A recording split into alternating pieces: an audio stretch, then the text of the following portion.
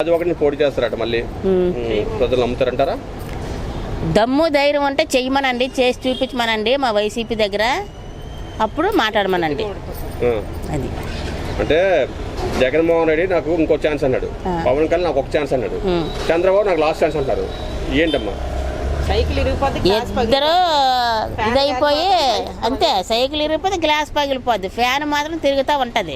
ఎప్పుడు cycle ఇరిగిపోద్ది, glass పగిలిపోద్ది, fan మాత్రం అలా తిరుగుతూనే ఉంటది. మా ఫ్యాన్ గారికి రెండు అలా డ్యామేజ్ అయిపోతాయి. పవన్ కళ్యాణ్ సినిమాలు యాక్టింగ్ బాగుంటది, ఫైట్లు బాగుంటాయి. సినిమాల వరకే అన్న, పొలిటికల్ గా వచ్చి ఏం సాధిస్తారు నాకు అర్థమవుదు. సినిమాల వరకే పరిమితం, సినిమాల్లోనే, ఇంక బయట పనికిరాదు. వాళ్ళు ఏలాలంటే, ఒక ప్రజలను ఏలాలంటే చాలా కష్టం. వాళ్ళ అన్న దిక్కేటైంది, చిరంజీవి గారు దిక్కేటైంది, మళ్ళీ సినిమాలు చేసుకుంటున్నాడు. ముందు నేను సినిమా అంటే చెయ్యను, నేను రాజకీయంలో వెళ్ళిపోతున్నాను అన్న మనిషి మళ్ళీ సినిమాల్లోకి దిగాడు. ఇది ఎవరైనా ప్రశ్నించారు ఆయనకి? అంటే అనుభవం లేదంటారా? అనుభవం లేదు అని నిజంగా అంటున్నాను, అనుభవం నిజంగా లేదు. అనుభవం ఎవరికి వస్తుందమ్మా? జగన్మోహన్ అనుభవం ఉందా? ఉన్నది. ఎందుకంటే వాళ్ళ నాన్న చేసినవి ఆయన దగ్గరుండి చూశాడు, విన్నాడు, చేశాడు. దానివల్ల వాళ్ళ నాన్న దాటిలోనే నడుస్తున్నాడు. వాళ్ళ నాన్న పెట్టిన పథకాలే జగనాన్ని ఇప్పుడు అమలు చేస్తున్నారు, ఇంకా బెటర్గా. అది కాపు కమ్యూనిటీ ఓట్లు ఎక్కువ ఉన్నాయి కదమ్మా. ఏ కమ్యూనిటీ ఉన్నా జగనన్నే విన్నారు. అల్టిమేట్గా రిజల్ట్ జగనన్నకే పడుతుంది అన్నారు. మీరు చెప్పండి అమ్మా, పవన్ కళ్యాణ్ మీరు నమ్మరా? పవన్ కళ్యాణ్ ఎక్కడ నమ్మంటారు సార్? డ్రామా కంపెనీలో డ్రామాలు వేసుకుని సినిమాలు తీసుకున్నాడు, మేమైనా నమ్ముతాం సార్. ఒక ఛాన్స్ అడుగుతున్నాడు కదా. ఒక్క ఛాన్స్ కాదు కదా, దేనికి ఇవ్వమండి, అవకాశమే లేదు అసలు. మీటింగ్ లోని 8 మంది చనిపోయారు మా తొక్కిస్టార్లోని. వాళ్ళకి ఎటువంటి న్యాయం చేయాలి, ఎలా చేయాలి? వాళ్ళకి 10 మంది చనిపోయిన వ్యక్తి 10 లక్షల రూపాయలు అన్నాడు, కరెక్టేనా? కరెక్ట్ కాదండి. ఎందుకంటే ఒక మనిషి ప్రాణం 10 లక్షలతో పోల్చడం అనేది చాలా తప్పు. అది కూడా చంద్రబాబు నాయుడు కుట్రండి. ఎందుకంటే ఇప్పుడు మా జగనన్న పెట్టే మీటింగ్లు కొన్ని కోట్ల మంది వచ్చారు.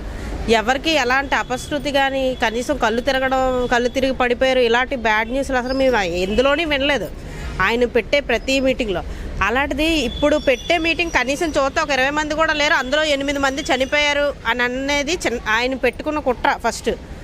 ఎందుకంటే రేపు పొద్దున్న నాకు ఈ సింపతితోనే ఓట్లు వేస్తారు, ఎలా కాన్వెన్షన్ చేసుకోవచ్చు అనే దాని మీద అది పాయింట్ ఆఫ్ వ్యూలో పెట్టుకొని మనుషులు అలా ఇది చేయడం చాలా తప్పు. ఇప్పుడు మా జగన్ ఏదైనా యాక్సిడెంటల్గా జరిగితే 1 కోటి రూపాయలు ఇస్తాను అంటున్నాడు.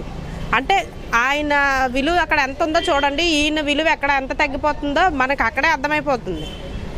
ఇంకా మారకపోతే ఇంకెందుకండి, రాను ఆ సీట్లు కూడా ఉండవు ఆయనకి, అలా చేసేసుకుంటున్నాడు. అంటే రేపు ఎలక్షన్లోనే పవన్ కళ్యాణ్, చంద్రబాబు, బీజేపీ 3 వస్తుంది కదా, 3 పార్టీలు కలిసి వస్తాయి. రేపు ఎలా ఎదుర్కొంటారు జగన్మోహన్ రెడ్డి? ఎంతమంది వచ్చినా మా ఫ్యాన్ తిరుగుతూనే ఉంటుందండి. ఎంతమంది వచ్చినా జగనన్నను బీట్ చేయలేరు. ఆయన only 1 legend, only 1 leader. He's fire, he's tiger, he's lion, అంతే. అంటే పథకాలు ఇస్తే సరిపోతాయమ్మా? పథకాలు ఏంటండి, ప్రతిదీ చూసుకుంటున్నారు కదా. ఆయన ఒక సచివాలయ వ్యవస్థ పెట్టి పర్మనెంట్ జాబులు చేశారు కదండి. ఇప్పుడు అంత పర్మనెంట్ జాబులు, వాలంటీర్లు, ఇంకా వాలంటీర్ కింద కూడా వేస్తున్నారు. ఇప్పుడు మనకి వర్క్ బర్డెన్ ఉండకూడదని అంతలా చూసుకునే లీడర్ ఎంతమంది వచ్చినా ఎదిరించలేరండి, ఆపలేరు. ఇంకా గుడివాడ అమర్నాథ్ విశాఖపట్నం మంత్రి అడుగు పెట్టాడు, హెచ్ఎస్బి సంస్థలు వేసిపోయింది. సరే, ఐటీ కంపెనీలు లేవు, ఇండస్ట్రీస్ లేవు, అభివృద్ధి ఎక్కడుందమ్మా విశాఖపట్నం? లేదండి, చేస్తారు. ఇప్పుడు మనకి రాగానే వచ్చేయాలంటే ఎలా అవుతుందండి? ఇప్పుడు రాగానే చేసేయాలంటే అవ్వదు కదా. దానికంటూ ఒక ప్లాన్ ఉంటుంది, ఒక ప్రిస్క్రిప్షన్ ఉంటుంది, ఒకటి వాళ్ళు కూర్చొని చర్చించక చేయాలి. ఇప్పుడు రాగానే నాకు ఐటీ కంపెనీ రాత్రికి రాత్రి వెలిసిపోవాలి ఎక్కడ అంటే అవుతుందా? అవ్వదు కదా. అందరూ చేయాల్సింది చేస్తారండి. చేయకుండా ఆయన మినిస్టర్ ఎలాగవుతారు? ఇప్పుడు ముందు ఎమ్మెల్యేగా ఎన్నో చేసి ఎన్నో సోషల్ సర్వీసులు చేయబట్టే కదా మా అమరాన్ని ఆ స్టేజ్కి వచ్చాడు. ఇప్పుడు మినిస్టర్ కింద ఆయన్ని దెబ్బపడడం కరెక్ట్ కాదు. మా అన్న కూడా ఏదో ఒకటి చేస్తాడు, ఆ నమ్మకం యాజ్ ఎ సిటిజన్గా మాకుంది. అంటే 3 రాజధానులు అన్నారు, 3 సంవత్సరాలు అయిపోయింది, పైన అయిపోయింది, ఎక్కడ ఒక ఇటీబెట్ కూడా కట్టలేదు కదా. కడతారండి, నేను అదే చెప్తున్నాను. దానికంటూ ఒక ప్లాన్, ఒక ప్రాసెస్లో వెళ్తుంది కదా. ఇప్పటికిప్పుడు అయిపోవాలంటే అవ్వదు. ఎందుకంటే ఎంతమంది మా జగనన్న అడ్డుతున్నారో మీకు తెలుసు.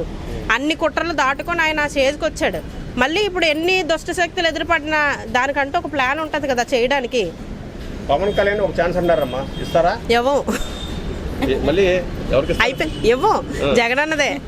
ఎన్ని తరాలు పోయినా జగనన్నదేనండి ఛాన్స్, ఇంకెవరికి ఛాన్స్ లేదు, అంతే. చెప్పమ్మా, చంద్రబాబు సభలో తొక్కుసారి జరిగింది, దీనికి కారణం ఎవరంటారు? ఏంటి కారణం? చంద్రబాబే. చంద్రబాబు ఇది పెద్ద స్కామ్ అనుకొని ఆయన చేస్తున్న ఇది ప్రజలకి బయటికి తీసుకొచ్చి వాళ్ళ ప్రాణాలు తీయడం అంటే చాలా దుర్మానుష్యం ఇది. ఆయన 10 లక్షలకి మనిషి ప్రాణం విలువ కట్టడం అంటే చాలా అన్యాయం అది. దాన్ని అయితే మేము ఒప్పుకోవటం లేదు. జగనన్న కూడా పెద్ద పెద్ద యాత్రలు చేశారు, పాదయాత్రలు చేశారు. ఆనాడు పాదయాత్ర చేసినప్పుడు అయితే రాజమండ్రి బ్రిడ్జి అయితే దద్దరిల్లిపోయింది. అలాగైతే ఎంతమంది కొట్టుకు చచ్చిపోవాలి, ఎంతమంది వాటర్లో పడిపోవాలి, బ్రిడ్జి కూలిపోవాలి. అసలు అటువంటివి లేకుండా ఎక్కడ కూడా చీమ కూడా చవకుండా జనాలను కాపాడుకొని అలా నడిచి అలా ప్రజలను చూసుకుంటూ వచ్చారు. రాత్రి జరగడానికి కారణం ఒక వైసీపీ ప్రభుత్వం విఫలమైంది. అలాంటి ప్లేస్ లో ఎందుకు పర్మిషన్ ఇవ్వాలి? మేమా పర్మిషన్ ఇవ్వకపోయినా ఇచ్చిన ప్రజలను తోలుకొని రండి రండి అనేసి రెచ్చగొట్టి తీసుకెళ్తున్నారు వాళ్ళు. రెచ్చగొట్టి తీసుకెళ్తే ఆలేటి పాపం వెర్రి ప్రజలు వెళ్తున్నారు, చేస్తున్నారు. గోదావరి పుష్పాలు 29 మంది చనిపోయారు. దాని మీద ఆయనకి ఎటువంటి శిక్ష పడలేదు. రాత్రి జరిగింది, 8 మంది పోయారు. చంద్రబాబు నాయుడుకి ఎటువంటి శిక్ష పడాలి? అదే పెద్ద శిక్ష. మానసికంగా శారీరకంగా కుమిలి చంపడమే అతని శిక్ష. అది చిన్న పిక్ పాకెట్ చేసేవాడినే బాధ చేసి రకరకాల కేసులు పెడతారా? ఇంతమంది చావుల కారణం శిక్ష అదే శిక్ష. మరి ఓడిపోవడమే పెద్ద శిక్ష. ఇంత రాష్ట్ర ప్రజల ముందు తలదించుకొని ఓడిపోవడం అంటే చాలా పెద్ద శిక్ష అది. రేపు జనవరి ఇంకా మా అన్న కనికరించి వదిలి ఆ శిక్ష వేసి వదిలేశారు అంతే. రేపు జనవరి 27ని లారా లోకేష్ పాదయాత్ర చేస్తాడమ్మా. 4 నెలలు 4,000 కిలోమీటర్లు అమ్మా. ఎలాగుంటది అంటారు? అది ఇంపాసిబుల్, చేయలేడు. మధ్యలో బ్రేక్ వాళ్ళకి అంతే. జగనన్నలాగా నడవాలంటే ఎక్కడ నడవగలరు? ఏకతాటిగా ప్రజలు నడిపించారు జగనానికి.